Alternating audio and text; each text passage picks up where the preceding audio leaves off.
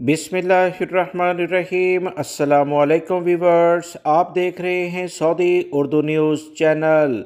Saudi Arabia में 11 मार्च के लिहाज से अहम तरीन एलामिया जारी किया गया है। शाही फरमान जारी किया गया जिसमें 11 मार्च से मुतल्लिका सऊदी अरब में हर साल इस दिन अहम इक़दामात होंगे। ये क्या इक़दामात हैं? क्या इस दिन कोई छुट्टी भी की जाएगी? जैसे यौमुल वतनी, जिसे सऊदी अरब का नेशनल डे कहा जाता है, उसकी मुनासबत से की जाती है।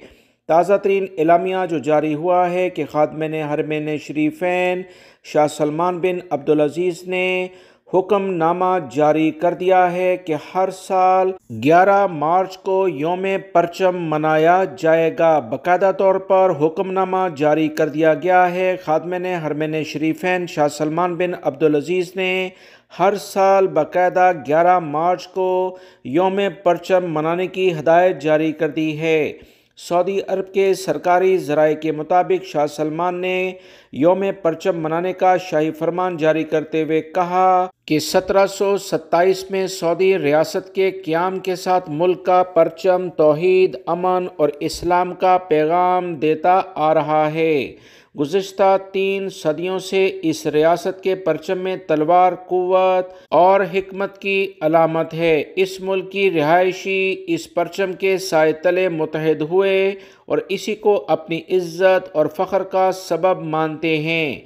सऊदी अरब के शाही फरमान में कहा गया कि सऊदी परचम किसी हाल में सरनगू नहीं होता और ये हमेशा बुलंद रहेगा और लहराता रहेगा। इसी बिना पर बानी ममलिकत शाह अब्दुल-अज़ीज़ ने 11 मार्च 1937 जो कि 27 ज़िलहज्जा 1355 को इस परचम को रियासत का परचम मुकर्रर किया था, जिसे आज हम मौजूदा शक्ल में देखते हैं।